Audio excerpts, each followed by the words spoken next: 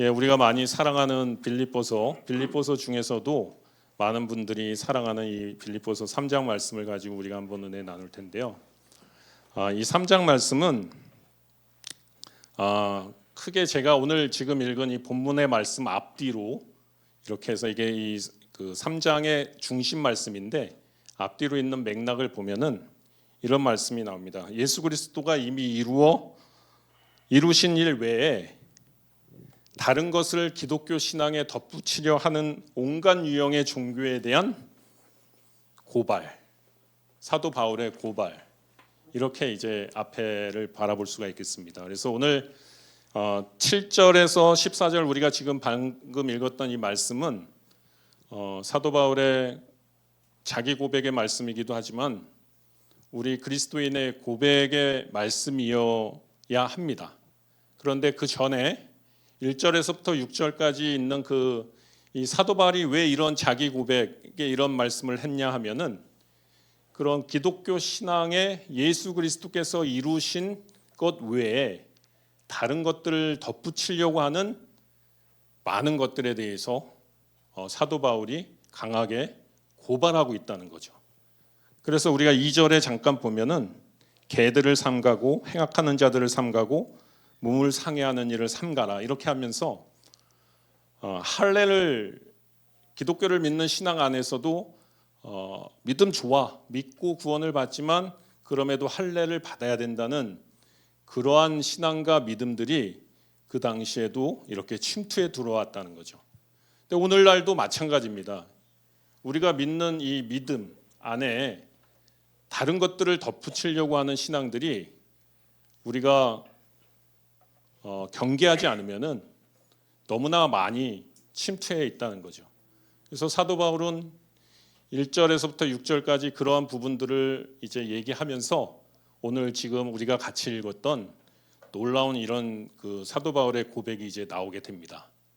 그런데 7절에서 14장에 쭉 말씀되는 이 말씀들 외에 이것은 이제 사도 바울이 1인칭으로 자기가 이제 내가 하면서 이렇게 고백을 했지만은 15절부터 나오는 거에 보면은 자기 고백이지만은 이것이 자기 사도로서의 자기 자신의 고백만을 얘기하는 것이 아니라는 것을 알 수가 있습니다. 보면은 15절서부터는 바로 우리라는 단어를 쓰면서 사도 바울이 얘기를 합니다. 1인칭 복수로 우리라는 얘기를 쓰기 시작하고요. 그래서 심지어는 17절에는 너희는 함께 나를 본받으라. 그래서 앞에 고백한 자기의 그런 어떤 내용들을 우리가 같이 본받고 우리가 이러한 고백들이 우리의 고백이 되어야 된다고 이렇게 읽는 것이 이해하는 것이 정확한 이해가 되겠습니다. 그래서 우리가 사도 바울 하면은 이 고백을 항상 읽을 때 저도 그랬던 것 같아요. 와, 대단하다. 와, 너무 멋있다. 어떻게 이렇게 고백을 할 수 있지? 이러한 신앙과 믿음을 어떻게 가질 수 있을까? 사도 바울은 어떤 삶을 살았기에 이러한 고백들을 이렇게 멋있는 말로 할 수 있을까? 나는 이러한 고백과 신앙을 하기에는 나는 자격이 없고 안 돼. 이거는 사도 바울의 얘기야. 나의 얘기가 아니야. 이렇게 이제 생각하면서 이 본문을 읽었던 기억이 납니다. 그런데 제가 이제 다시 이 성경 오늘 말씀을 위해서 이 본문을 읽으면서 드는 것은 사도 바울만의 이런 고백이 아니라 이러한 고백이 바로 저와 여러분의 고백이 되어야 된다는 거죠. 이 고백이 그리고 저와 여러분의 고백이 될 수 있다는 거죠. 그리고 그러한 고백이 되게 하나님께서 하신다는 겁니다. 그래서 오늘 이 말씀을 우리가 한번 쭉 같이 보도록 하겠습니다. 우리가 오늘 7절에서부터 14절까지 말씀을 쭉 볼 텐데요. 다 볼 수 있을지는 모르겠습니다. 근데 이제 볼 수 있는 데까지 다 볼까요? 아니면 시간을 맞춰 드릴까요? 예. 알겠습니다. 시간을 맞춰서 다 보면 좋죠. 예. 만약에 부득이하게 안 되면은 시간을 맞추도록 하겠습니다. 예. 아멘 나왔습니다. 예. 아멘 2번. 아멘 따봉으로 받았습니다. 예. 자, 12절 한번 우리가 7절부터 시작되는데 사실은 이거를 12절부터 우리가 읽고 이해하는 게 우리가 해법이거든요. 그래서 12절 말씀을 한번 우리가 읽어보도록 하겠습니다. 같이 한번 읽도록 하겠습니다. 시작. 내가 이미 얻었다 함도 아니요 온전히 이루었다 함도 아니라 오직 내가 그리스도 예수께 잡힌 바 된 그것을 잡으려고 달려나. 여기에서 잡힌 바라는 그 표현된 단어는 원어로는 카타람바노라고 이렇게 그 헬라어로는 쓰여져 있는데 이것이 이제 그 문법적으로 이제 부정과거 수동태로 이렇게 쓰여져 있어요. 걱정하지 마십시오. 이거 처음이자 마지막 나오는 제가 이제 어휘 분석인데요. 왜냐하면은 이 동사로 쓰였는데 부정과거는 이 과거로부터 현재까지 계속 지속되고 있는 어떠한 상태나 동작을 표현하는 걸로 이렇게 문법적으로 사용하고 있습니다. 그러니까 이게 붙잡힌 바 된 것은 과거에 붙잡혔다가 아니라 그 붙잡혀 있는 것들이 지금 현재까지 지속적으로 우리가 붙잡혀 있다는 것을 표현하는 그 문법적인 표현이 이제 과거 부정과거인데요. 또 수동태죠. 수동태는 내가 가서 붙잡은 게 아니라 누군가 와서 나를 붙잡은 이런 식으로 이제 표현된 이제 중요한 단어이기 때문에 제가 분해를 해드렸습니다. 예. 그래서 여기에서 잡힌 바 된 이 단어가 왜 중요하냐면은 우리는 모두 그리스도인은 모두 잡힌 바 된 사람이라는 것을 알아야 된다는 것 때문에 그렇습니다. 그리스도는 예수의 사람이라고 얘기를 하죠. 예수의 사람이라고 말을 합니다. 그래서 스스로 자기의 관심의 대상을 이렇게 붙잡는 사람이 아니라 붙잡고 살아가는 사람이 아니라 오히려 그 대상에게 붙잡힌 사람이 그리스도인의 정체성이라고 얘기합니다. 그러니까 우리가 하나님께 나아가는 것 같지만 사실은 하나님이 우리를 부르셔서 붙잡고 계시다는 거예요. 그게 그리스도인의 정체성이라는 겁니다. 오늘 이 말씀에 12절 말씀에 사도 바울의 이 고백은 그리스도인의 정체성을 아주 얘기하는 거예요. 그래서 우리가 붙잡혀 있는 자들이라는 것을 잘 알아야 됩니다. 바울은 다메섹 도상에서 예수님을 만났죠. 그리스도인들을 잡아서 옥에 가두려고 대제사장에게 그 권한을 가지고 가다가 다메섹 도상에서 예수 그리스도를 만나게 됩니다. 그 도상에서 예수님을 만나면서 그 순간 예수님께 붙잡힌 바 되었죠. 오늘은 바울은 아마도 그때의 기억을 되살려서 이 단어를 썼을지도 모르겠습니다. 그리스도인은 예수님께 강력하게 붙잡혀서 한눈을 팔 수가 없습니다. 여러분 동의하십니까? 예. 주님의 사랑이 여러분과 저를 꽉 붙잡고 계심을 믿으시기 바랍니다. 그 사랑으로 저와 여러분이 오늘 이 수요 예배에 나오신 거라고 저는 믿습니다. 그렇습니다. 그리스도인의 특징은 하나님의 사랑에 붙잡혀서 꼼짝 못하는 사람입니다. 하나님이 나는 잘 붙잡힌 거 잘 이해 못하겠는데 그러면은 한번 생각해 보세요. 하나님이 자신을 다루시고 무언가를 행하고 계시다는 것을 혹시 우리가 알고 있는지요? 하나님이 우리의 삶에 간섭하고 계시다는 것을 아는 사람들이 그리스도인입니다. 모든 일을 다 밝혀서 내가 알지는 못하지만 하나님의 섭리 가운데 하나님이 우리 삶을 이끌어 가신다는 것을 아는 사람들이 그리스도인인 것입니다. 처음부터는 아니지만 언젠가는 그 사실을 알고 하나님 앞에 우리 자신을 내어드리는 것입니다. 제가 처음 예수님을 주님으로 고백하고 너무 좋았던 기억이 있습니다. 여러분들도 다 있으실 거예요. 그때는 뭐 밥을 안 먹어도 배가 그렇게 고프지 않아요. 예배 드리러 가기만 하면은 그냥 기쁨과 막 희락이 넘쳤을 그럴 때가 있었습니다. 기도도 그때는 잘 못해가지고 그냥 앉아서 눈 감고 예수님, 예수님 이러기만 해도 마음에 기쁨이 막 흘러넘쳤어요. 아, 주님이 바로 내 옆에 계시구나. 나를 붙잡고 계시구나. 이런 마음들이 그냥 나를 뿌듯하게 했던, 부르기만 해도 주님이 옆에 계신 것 같은 그런 인재를 경험했었습니다. 그러나 여러분, 우리 다 알다시피 그런 첫사랑의 시간은 영원히 지속되지 않죠. 교회를 나가고 성경을 읽어도 덤덤한 시기가 찾아옵니다. 결혼을 하고 자녀를 낳고 세상 일로 바빠지면서 하나님과의 인격적인 관계, 임재를 경험하던 예배는 어느덧 종교가 돼버리고 생활의 한 부분이 되어버립니다. 근데 그러다 다시 이러면 안 되지 않나? 하면서 하나님께 나아갈 때 하나님이 다시 찾아오셔서 우리의 신앙과 믿음을 회복시켜 주심을 경험하게 됩니다. 그러면 그때부터는 또 계속합니까? 아니에요. 또 반복되죠.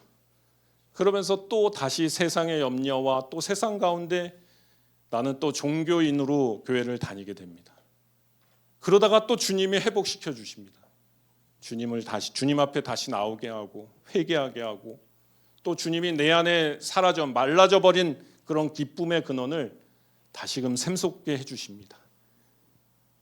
근데 이런 것들이 계속 반복되면서 우리는 생각합니다. 신앙생활을 유지하는 것이 나의 의지가 아니라 하나님의 은혜구나. 내가 하나님의 사랑에 매여 있구나. 나의 힘이 아니구나. 이런 것들을 우리가 깨닫게 됩니다. 도저히 그 매여 있는 것들에 벗어날 수 없다는 것을 깨닫는 순간부터 우리의 신앙은 다음 단계로 넘어가는 것 같습니다. 그때부터 우리는 내려놓기 시작합니다. 순종하기 시작합니다. 주님은 결코 우리를 포기하지 않으십니다. 십자가에서 자기의 죽음을 통해서 모든 값을 지불하시고 주님은 우리를 소유하셨습니다. 그분은 자신의 소유된 백성, 저와 여러분을 절대 놓지 않습니다. 아브라함이 그랬고 모세가 그랬으며 다윗과 바울이 모든 성경의 인물들이 그런 과정을 지나갔음을 성경은 말하고 있습니다.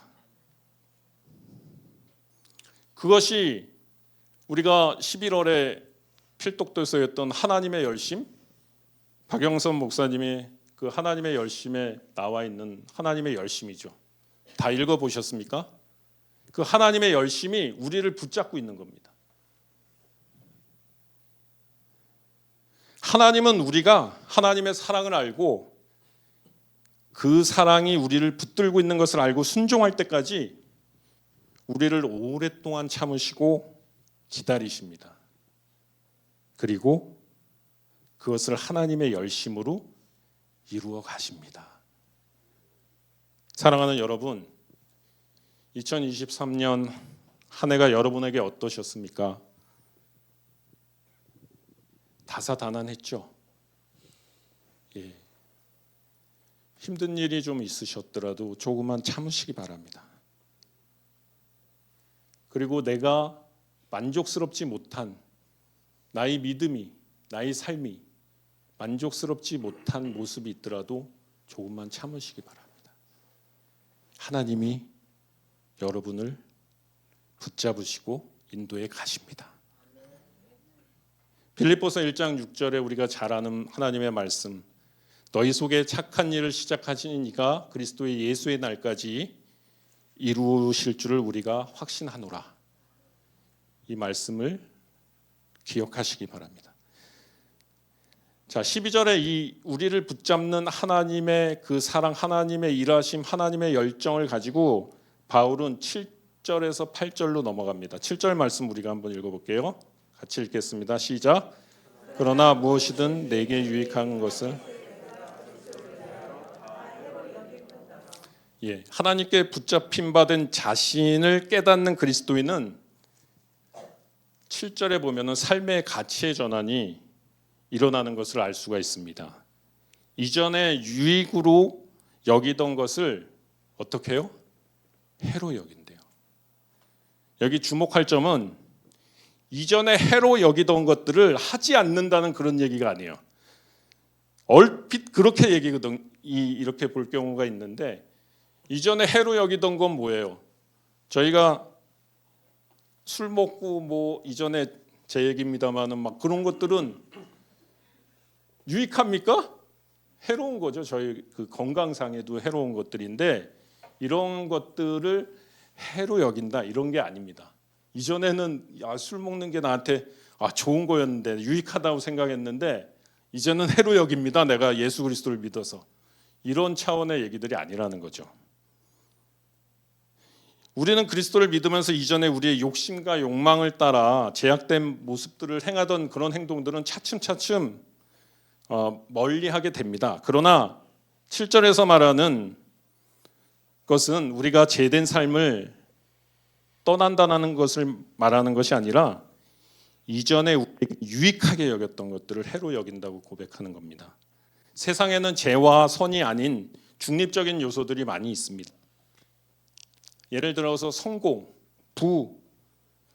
부자 되는 거, 힘을 가지는 거, 지식이 많은 거, 우리가 지위가 높아지는 것들, 학벌을 가지는 거, 좋은 학벌을 가지는 거, 이게 반드시 해라고 얘기할 수가 있나요? 반드시 나쁜 거라고 얘기할 수 있습니까? 그렇지 않습니다. 이것은 중립적인 것이지만 그것이 어떻게 사용되어지는 것에 대해서 가치 판단이 내려지는 겁니다. 그것이 자기 자신만을 위해서 그 권력이 사용되고 또 자기의 것을 더 추구하기 위해서 얻기 위해서 사용되어진다면은 그것은 가치 판단에서 옳은 것이 아닌 게 되는 거죠. 이러한 중립적인 요소의 것들이 많이 있는데 오늘 7절에서 얘기하는 것은 그런 것들조차 다 그리스도를 위해서 해로 여긴다는 그런 얘기입니다. 바울은 그런 것들을 가진 자였습니다. 종교적으로 학문적으로 배운 자였고 이미 로마 시민권을 가진 자였고 사회적으로 성공한 사람이었으며 엘리트였습니다. 그런데 그것들이 그리스도 예수를 알고 나서는 모두 무가치한 것으로 변화되는 경험을 했다는 겁니다. 이 가치 전환이 이루어났다는 거예요. 무엇 때문에 그렇습니까?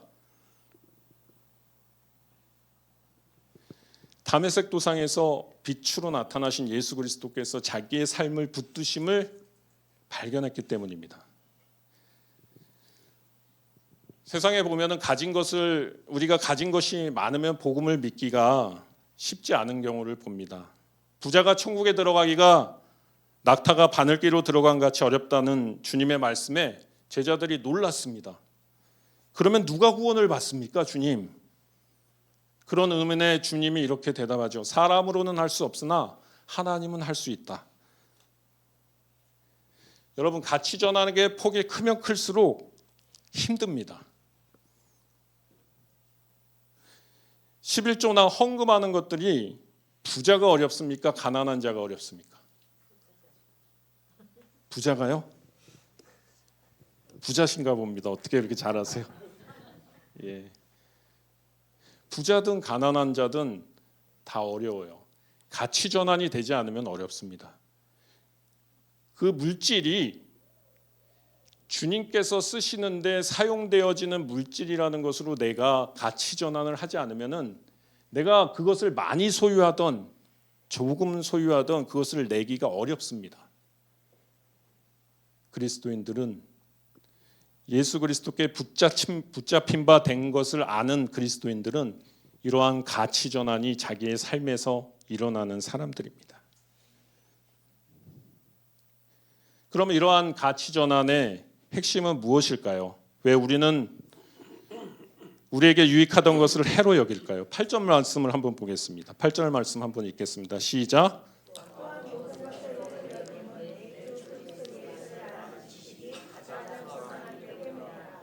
내가 그를 위하여 모든 것을 잃어버리고 배설물로 여기면 그리스도를. 가치 전환이 일어나는 것은 8절에 보면 답이 나옵니다. 내 주 그리스도를 아는 지식이 가장 고상하기 때문이라. 우리의 신앙과 믿음이 어디까지 왔는가라는 질문은 하나님을 아는 우리의 지식이 어디까지 이르렀는가라는 질문과 동일합니다. 우리는 처음 믿을 때와 비교하면 지금 하나님을 아는 지식으로 부유해지셨습니까? 믿음과 하나님을 아는 지식은 정비례합니다. 우리의 믿음이 성장하지 못하는 것은 하나님을 아는 지식이 늘어나지 않기 때문입니다. 하나님을 아는 지식은 말씀을 통해 성령님의 빛비추는 역사로 우리에게 주어집니다. 저는 하나님을 알아가면 알아갈수록 제가 너무 하나님에 대해서 무지하다는 것을 알게 됩니다. 또 하나님을 알아가면 알아갈수록 제 자신이 너무나 죄인이라는 것을 고백하게 됩니다. 내 안에 선한 것이 하나도 없음을 알게 되고 고백하게 됩니다. 또 하나님을 알아가면 알아갈수록 너무나 저는 무능력한 자인 것을 알게 됩니다.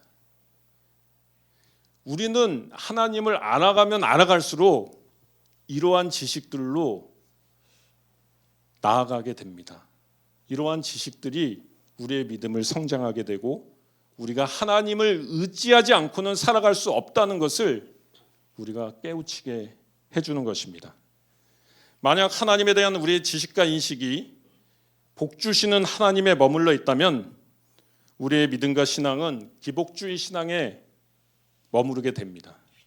자기 문제를 해결해 주시기만 바라고 기도합니다. 제가 그랬습니다. 그러다 하나님에 대한 인식이 징계하시는 하나님을 만나게 되어서야 하나님과의 관계에 대해서 이해하고 하나님은 나의 아버지가 되심을 고백하고 자녀됨의 자리로 우리가 나아가게 됩니다. 로마서 8장 17절을 보면 자녀이면 또한 상속자 곧 하나님의 상속자여 그리스도와 함께한 상속자니 우리가 그와 함께 영광을 받기 위하여 고난도 함께 받아야 할 것이니라. 이렇게 말씀하고 있습니다. 이 말씀이 이해가 되기 시작됩니다. 또 우주 만물을 섭리로 다스리는 하나님을 알게 될 때 우리는 그 안에서 비로소 평안을 얻습니다. 우리 잘 아시는 로마서 8장 28절이 하나님의 섭리를 말씀하고 있지 않습니까? 하나님을 사랑하는 자 곧 그 뜻대로 부르심을 입은 자들에게는 모든 것이 합력하여 선을 이루느니라. 성육신과 십자가를 통한 하나님의 사랑을 만나게 되고 깨닫게 되면 우리는 하나님의 사랑에 비로소 붙잡히게 됩니다. 심판의 주 다시 오실 그리스도를 알 때 우리는 하나님 나라에 대한 소망을 가지고 나아가게 됩니다. 이와 같이 하나님에 대한 우리의 지식이 자랄수록 우리는 점점 우리의 믿음이 성장하는 것을 보게 됩니다. 9절 말씀으로 한번 우리 넘어가서 읽어보겠습니다. 한번 같이 읽겠습니다. 시작.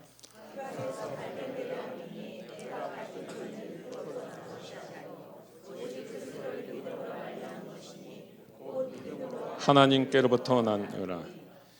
9절에서 바울은 중요한 칭의에 대한 신학적인 교리를 이야기합니다.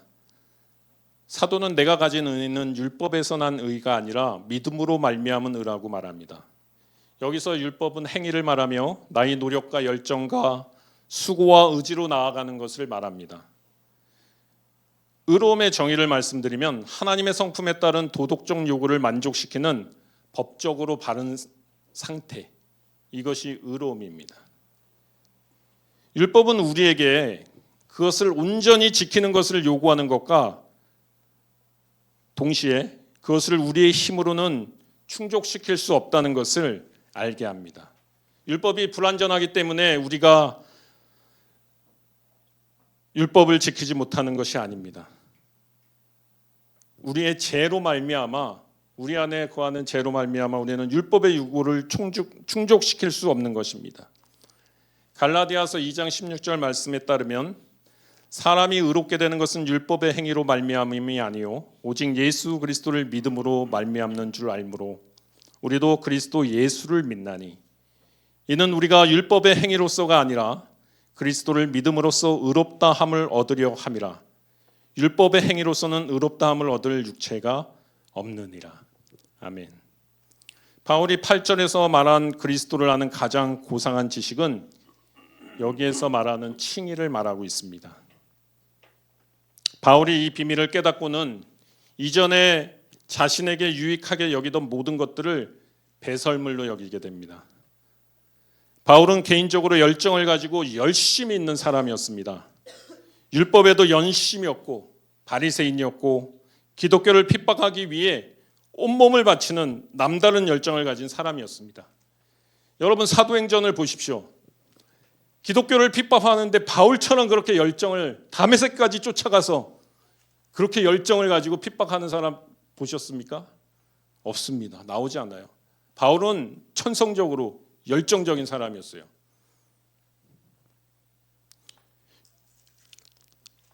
그런 바울이 다메섹 도상에서 예수님을 직접 만나게 되기까지는 자신의 노력과 열정으로 구원을 이룰 수 있다고 믿었습니다. 그것이 선이고 하나님을 위한 것이라고 바울은 믿었던 것입니다.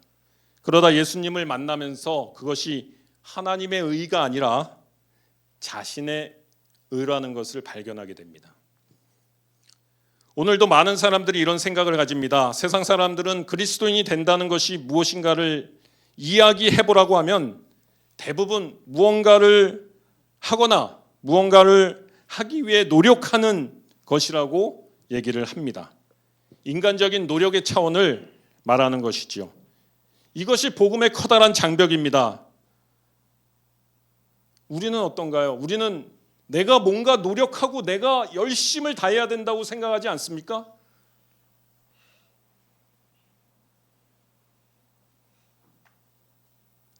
이것은 처음에 얘기했던 그 예수 그리스도께서 이루어 놓으신 것 외에 다른 것을 자꾸 첨가하려고 하는 우리 자기 의가 발동되는 것들이라는 것을 기억해야 됩니다. 하나님은 우리의 마음의 중심을 보게 됩니다. 갈라디아서 6장 7절에 스스로 속이지 말라. 하나님은 경홀히 여김을 받지 아니하시나니 사람이 무엇으로 심든지 그대로 거두리라. 그래서 우리는 그런 하나님 앞에 죄인임을 시인하게 됩니다. 우리는 사람을 속이고 자신을 속일 수는 있어도 하나님을 속일 수는 없습니다. 누구든 하나님 앞에 단독자로 서게 되면 자신의 죄를 바라보게 됩니다. 하나님 앞에는 의인은 없나니 하나도 없도다 라는 말씀은 진리인 것입니다. 종교인일수록 자기의 죄를 더 잘 감추지요. 오랜 신앙을 하면 할수록 우리의 겉모습은 의로워 보입니다. 더 잘 감추기 때문에 자신의 죄를 감추게 됩니다.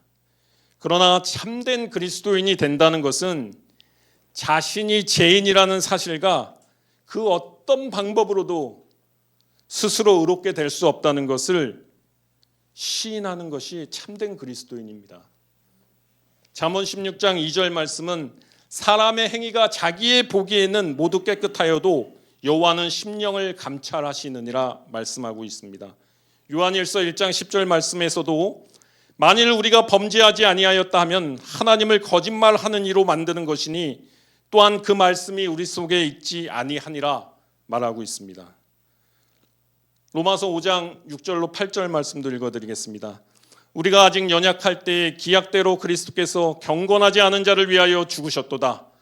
의인을 위하여 죽는 자가 쉽지 않고 선인을 위하여 용감히 죽는 자가 혹 있거니와 우리가 아직 죄인 되었을 때에 그리스도께서 우리를 위하여 죽으심으로 하나님께서 우리에 대한 자기의 사랑을 확증하셨느니라. 아멘. 로마서 지금 읽어드린 5장 6절로 8절 말씀은요, 칭의는 우리가 예수 그리스도께 잡힌 바 되는 그 근거가 된다는 것을 말하고 있습니다. 그리고 우리 삶의 가치를 세상에서 하나님의 나라로 전환하는 계기가 됩니다. 하나님을 아는 지식이 고상한 것입니다. 바울이 이 지식을 발견하게 되자 이전에 있던 모든 것을 배설물로 여긴다고 고백을 합니다. 그는 당대의 석학이요 철학자요, 오늘날도 그의 지성은 빛납니다. 그러나 그가 알던 지식도 하나님의 지혜와 복음의 비밀 앞에는 항복할 수밖에 없었습니다. 로마서 1장 16절에 보면 바울이 고백합니다. 내가 이 복음을 부끄러워하지 아니하노니 이 복음은 모든 믿는 자에게 구원을 주시는 하나님의 능력이 됨이라. 먼저는 유대인에게요, 그 다음은 헬라인에게로다. 로마서 4장 5절은 이렇게 말합니다. 이를 아니할지라도 경건하지 아니한 자를 의롭다 하시는 이를 믿는 자에게는 그의 믿음을 의로 여기시나니. 이상으로 살펴본 칭의는 바울이 말한 고상한 지식의 첫 부분입니다. 시작 부분이에요. 이것이 다가 아닙니다. 또 다른 지식이 있습니다. 그것이 이어서 나오는 10장과 11절 말씀입니다. 10절과 11절에 바울의 계속 경주를 다하고자 하는 목표이고 성도의 목표가 됩니다. 이것은 무엇입니까? 하나님과의 인격적인 교류와 교제와 교통을 말하고 있습니다. 주님을 더 알고자 하는 열망을 말하고 있습니다. 10절과 11절 말씀을 같이 한번 읽어보도록 하겠습니다. 시작.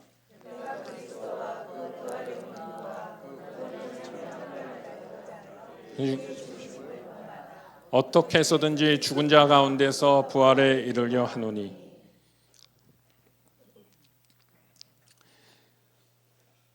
이것은 우리의 믿음이 어디까지 왔는지를 알고자 하는 시금석이 되는 말씀입니다. 여기에서 바울은 알고자 하는 것들의 첫 번째를 부활의 권능을 알고자 한다고 얘기하고 있어요. 여기에서 권능은 두나미스로 파워, 힘입니다. 그리고 부활은 다시 사는 것입니다. 다시 살려면은 죽어야 됩니다. 죽지 않고 어떻게 다시 삽니까? 그러므로 부활은 죽음을 전제로 합니다. 기독교 신앙은 결코 우리 삶의 한 부분을 더하거나 빼거나 아니면 부가적인 요소로 채워나가는 것이 아닙니다.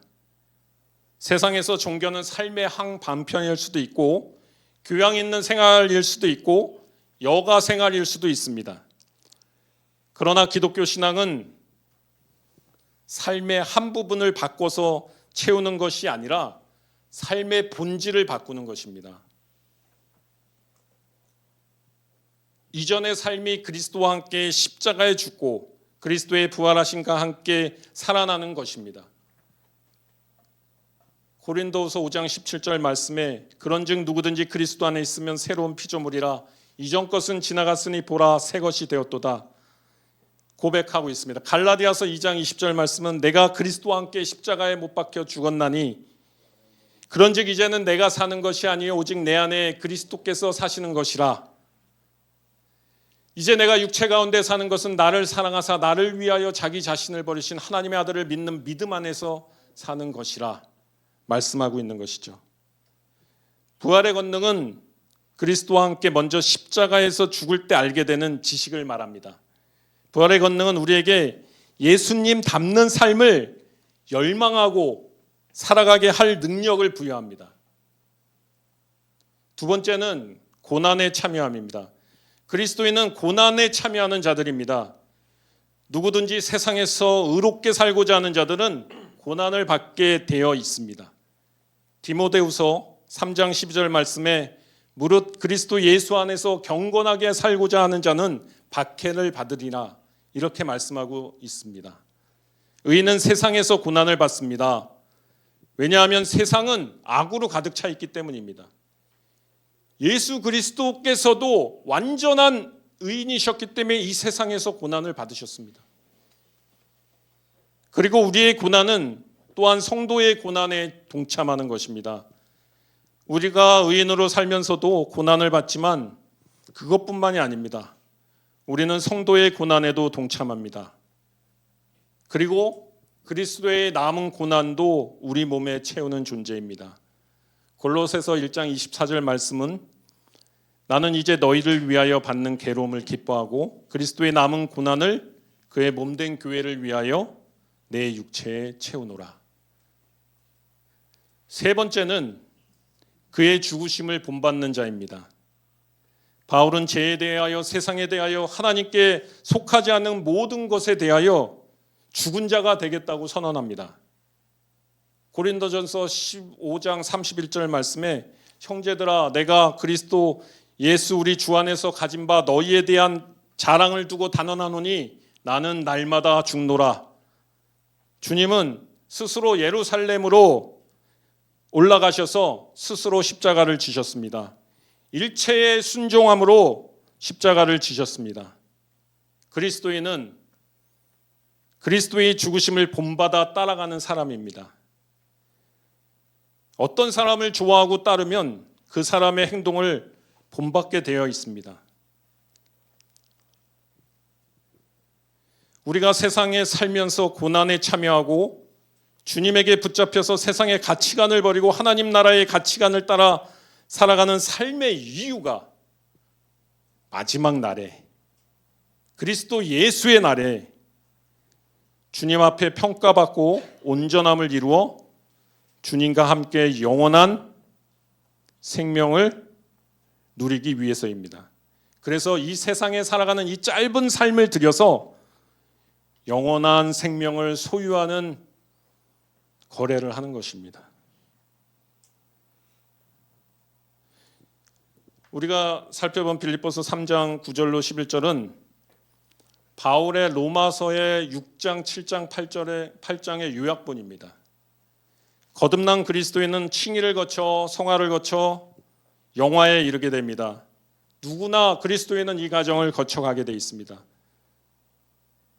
로마서 8장 29절로 30절 말씀에 하나님이 미리 하신 자들을 또한 그 아들의 형상을 본받게 하기 위하여 미리 정하셨으니 이는 그로 많은 형제 중에서 맏아들이 되게 하려 하심이니라.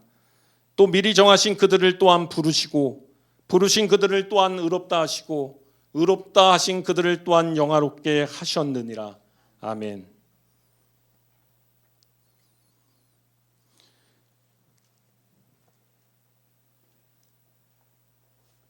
사랑하는 여러분, 12절부터 14절은 다음에 해야 될 것 같습니다.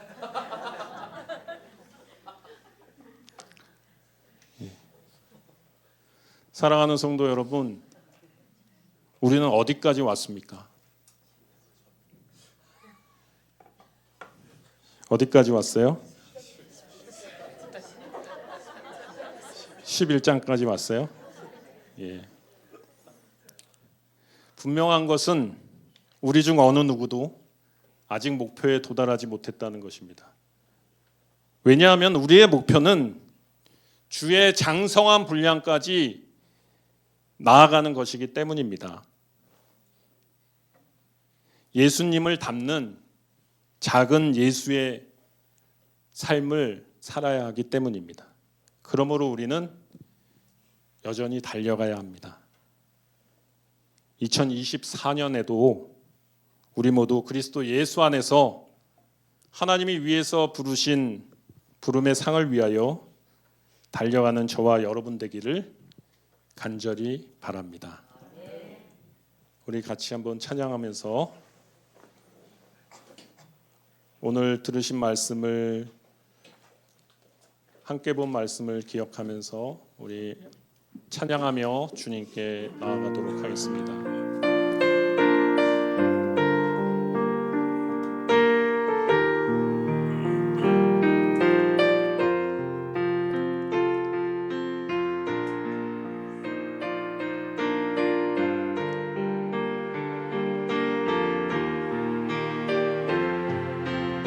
주님 다시 오실 때까지, 주님 다시 오실 때까지 나는 이 길을 가리라. 좁은 문, 좁은 길, 나의 십자가 지고 가는 이 길 끝에서 나는 주님을 보리라. 영광의 내 주님 나를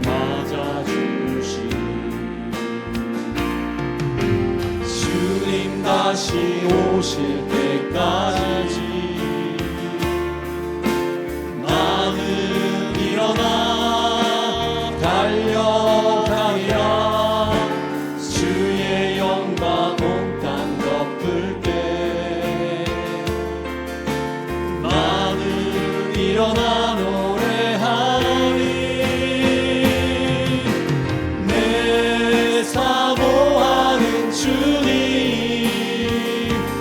온 세상 구주시라. 내 사모하는 주님 영광의 왕이시라. 다시 한번 찬양합시다. 주님 다시 오실 때까지 주님 다시 오실 때 나는 이 길을 가겠습니다. 나는 이 길을 가리라.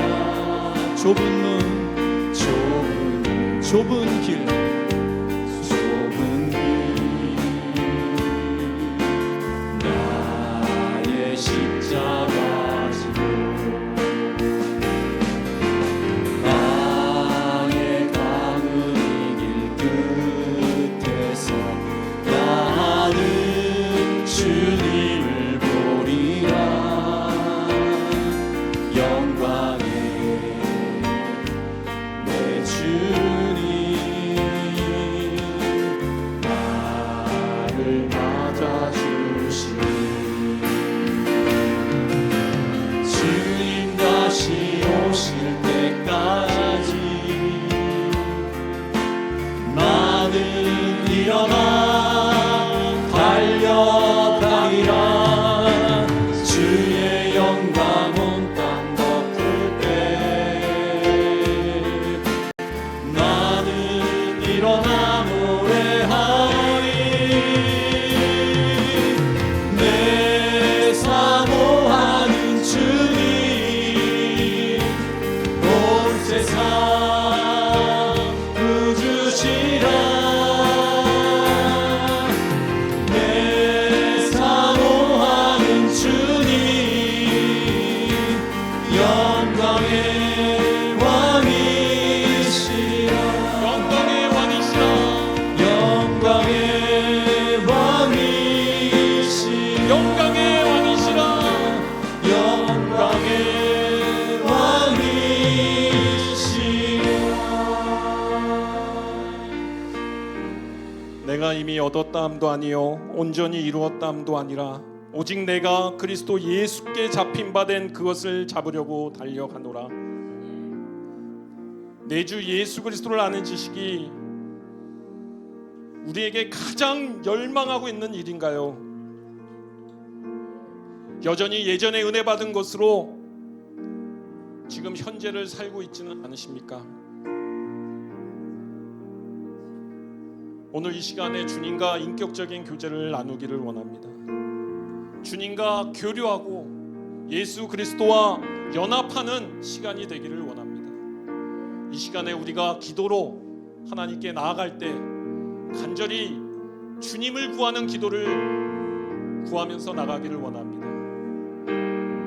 우리의 상황과 형편을 구하는 것이 아니라 주님, 이 시간에 주님 만나기를 원합니다. 주님을 처음 만났을 때 만져주셨던 그 첫사랑의 주님, 그 주님을 회복하고 그 주님을 다시 만나고 그 주님과 인격적인 교제를 다시 나누는 그런 시간이 되기를 원합니다. 주님, 제 마음을 엽니다. 나의 마음 중심이 주님께 나아갑니다. 주님, 저를 회복시켜 주시옵고 이 시간에 기도할 때 주님, 나를 만나 주시옵소서. 우리 이 기도 제목을 가지고 간절히 주님 앞에 나아가도록 하겠습니다.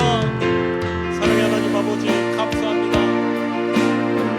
아버지, 우리가 이 시간에 세상 어떤 것을 구하지 아니하고 우리를 만나주신 그 주님, 그 주님 앞에 나아가기 원합니다. 아버지, 우리가 영과 진실함으로 주님 앞에 나가 우리의 무릎을 꿇기를 원합니다.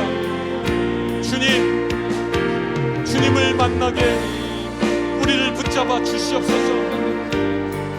아버지 우리 마음이 온전히 하나님을 향하고 하나님을 바라보며 하나님께 나아가기를 원합니다. 하나님 한 분만으로 아버지 충분하다는 아버지 삶의 고백들이 다시금 우리 삶 가운데 드러나기를 원합니다. 우리 삶의 열매로 드러나기를 원합니다. 아버지 내 손에 잡히는 것이 없고 귀에 들리는 것이 없을지라도 주님 한 분만 나와 함께 계시면은 세상 무서울 것이 없었던 아버지 그 신앙과 믿음이 다시금 서기를 원합니다. 아버지 그 신앙과 믿음을 바라보고 앞으로 나아가기를 원합니다. 주님 이 시간에 우리의 기도를 들어주시옵소서. 주님만 간절히 찾고 주님께 나아가는 우리의 기도를 주님 들어주시옵고 만나주시옵소서. 하나님께 나아가는 자는 그가 대신과 자기를 찾는 이에게 상 주시는 이심을 믿어야 할지니라 말씀하신 주, 이 시간에 살아계신 하나님을 우리가 믿음으로 바라보며 또 우리를 회복하실 주님을 고대하며 기도로 나아갑니다. 아버지 우리 심령 가운데 역사하여 주시옵고 주의 영으로 충만케 하여 주시옵소서. 주 성령님 우리 가운데 함께하여 주시옵소서. 주님 한 분만을 구합니다. 아버지 주님 한 분만을 다시금 만나며 회복하기를 원합니다. 우리의 신앙이 지나온 날들이 아버지 정체되어 있고 아버지 언제부턴가 내가 아버지 하나님 이전의 신앙으로 예전의 삶으로 만족하며 앞으로 나아가지 않고 제자리에 멈춰서 있었는지 모릅니다.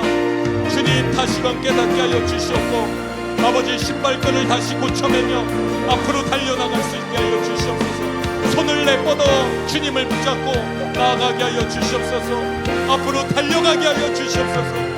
달려가 주님을 만나며 주님을 붙잡고 주님과 함께 거하는 즐거움, 주님 한 분만으로 만족하는 즐거움을 누리며 살아갈 수 있도록 주님 도와주시옵소서. 거룩하신 주님 감사드립니다.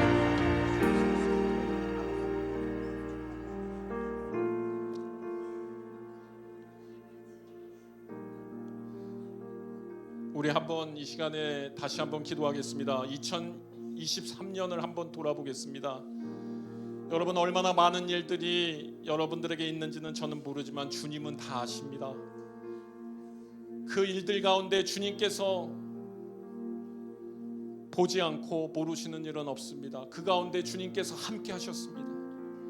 여러분 23년을 돌아보며 주님께서 섭리 가운데 여러분을 붙잡으셨음을, 그리고 여러분 발걸음을 인도하셨음을 여러분 감사하시기 바랍니다.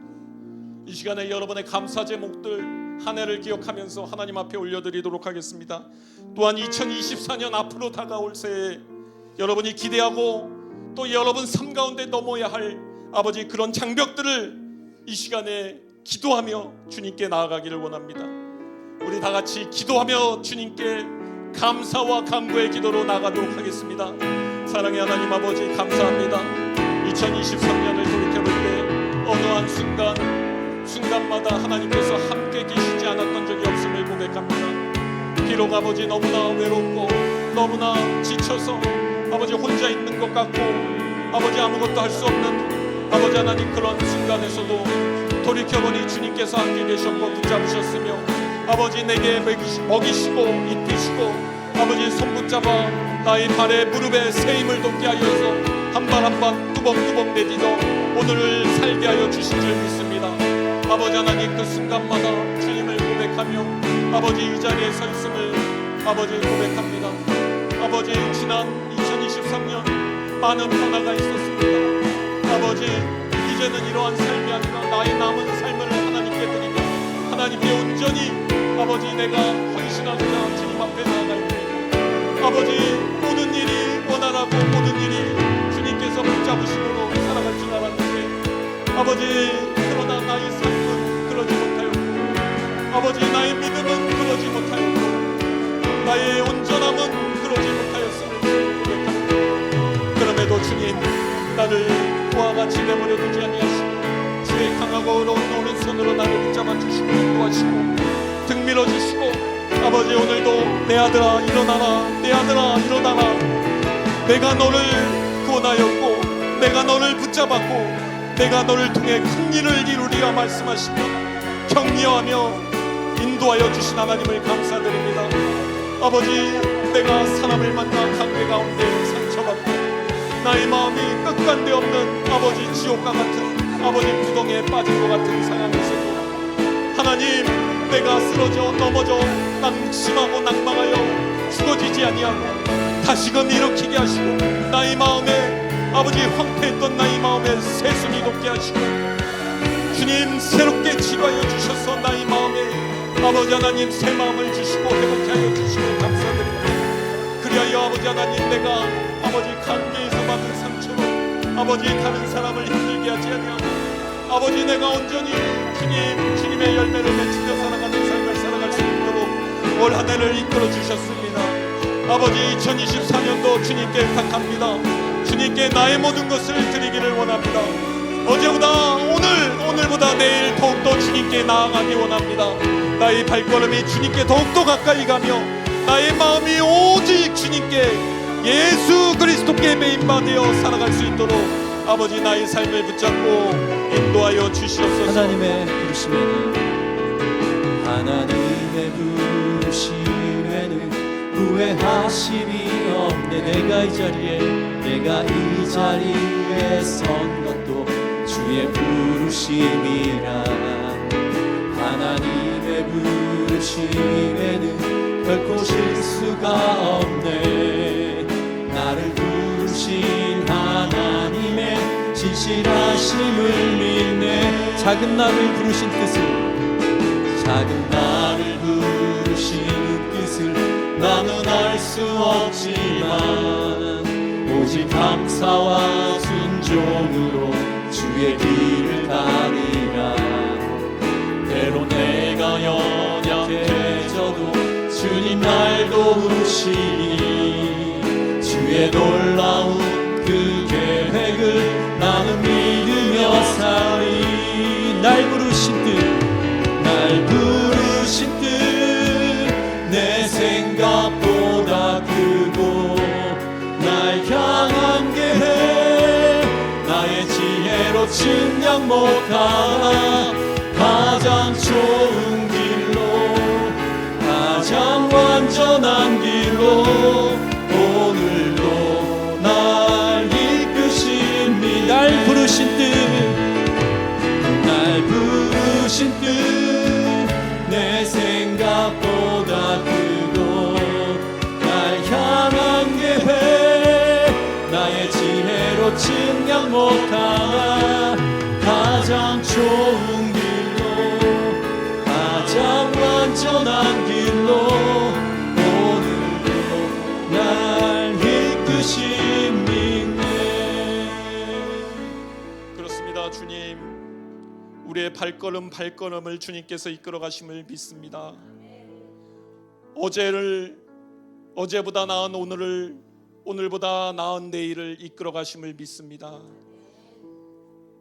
주님, 이전에 지나왔던 것을 뒤돌아보지 아니하고 주님께서 우리를 부르신 그 부르심의 상을 쫓아 앞으로 달려가는 2024년이 될 수 있도록 우리를 또 인도하여 주시옵소서. 어떤 상황과 형편이든지 주님을 더욱더 사랑하며 우리 주 예수 그리스도 안에서 연합하여 하나님의 나라를 꿈꾸며 살아가는 이 삶을 붙잡게 하여 주시옵소서.